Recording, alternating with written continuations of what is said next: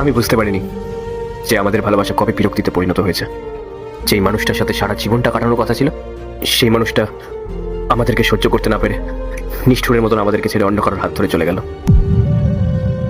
কিন্তু আমাদেরকে ছেড়ে চলে যাওয়ার আগে ও একবারও ভাবলো না এটা যে এই বাচ্চাটার কি হবে, যার জীবনটাই শুরু হয়েছিল ওর হাত ধরে।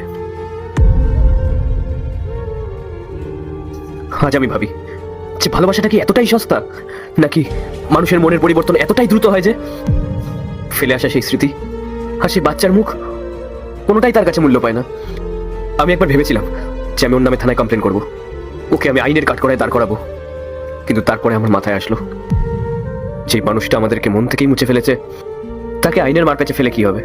আমি যখন সব ভরসা হারিয়ে আমার পরিবারের কাছে গেলাম, তখন আমি ভেবেছিলাম যে অন্তত ওরা হয়তো বুঝতে পারবে, কিন্তু ওরাও প্রথমে বুঝতে চায়নি। অনেক খারাপ খারাপ কথা বলেছিল নিজের পছন্দে বিয়ে করেছিলিস তো এখন আমাদের কাছে এসেছিস কি করতে। আর ওনাদের এই কথাগুলো না বুকে তীরের মতন করে এসে বিঁধেছিল। কিন্তু কথাই আছে না, মা তো মাই হয়, এক নিমেষেই সবকিছু ভুলে গেল। তারপর উনি আমাকে আর আমার মেয়েকে বুকে জড়িয়ে ধরলো। জানেন, বাবা অপমানের জ্বালায় আমাদেরকে অনেক রকমের কথা বলেছিলেন, কিন্তু শেষ পর্যন্ত উনিও আমাদেরকে বুকে টেনে নিলেন। আজ আমি বুঝতে পারছি পৃথিবীর সমস্ত ভালোবাসার দুয়ার বন্ধ হয়ে গেল, বাবা মার ভালোবাসার দুয়ার কোনোদিনও বন্ধ হয় না। আর তারপর একদিন বাবা মা এই পৃথিবী ছেড়ে চলে যান, আর তারপর থেকে আমি আর আমার মেয়ে এভাবেই আমাদের দিন কাটাচ্ছি। শুনতেও অবাক লাগে, কিন্তু এটাই হলো আজকের যুগের কঠিন ভালোবাসা। আমি জানি মা মানে হলো ভগবানের আর এক রূপ, যার কাছে শুধু থাকে নিঃস্বার্থ ভালোবাসা। একটা ছোট্ট শিশু যার পৃথিবীটাই শুরু হয়েছে মায়ের মুখ থেকে, কিন্তু সেই মাকে একবারও পেছনে ফিরে তাকালো? নিজের রক্তের বাঁধন, নিজের কোলের সন্তান, সে সবকিছু মুছে দিয়ে চলে গেল অন্য একজনের কাছে নিজের সুখের খোঁজে। আপনি জানেন, ও হলো আমার ওয়াইফ, আমরাও লাভ ম্যারেজ করেছি। ও আমাকে খুব ভালোবাসে, এমনকি ও আমাকে এটাও বলেছে যে কোনোদিনও ছেড়ে যাবে না।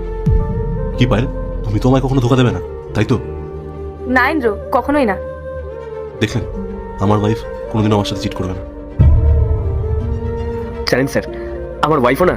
এরপরে কি হয় সেটা দেখার আগে মায়ের কাছে 10 টাকা চাইলে 20 টাকা দেয়, 1 রুটি চাইলে 2টা রুটি দেয়। সেই মাকে যদি ভালোবেসে থাকো তাহলে ভিডিওটিতে লাইক করে চ্যানেলটি সাবস্ক্রাইব করো আর কমেন্টে আই লাভ ইউ মা লিখো। আমাকে ঠিক এই একই রকমের কথা বলতো, দেখতে খুব সহজ সরল।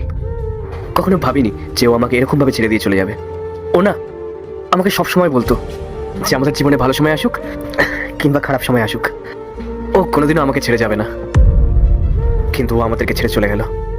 আমি না সবসময় ভগবানের কাছে প্রার্থনা করি ও যেন সবসময় ভালো থাকে, আর আপনারাও যেন সবসময় ভালো থাকেন।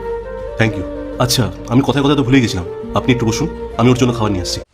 পার্ট 2 দেখতে সাবস্ক্রাইব করো ভেলকু 78M।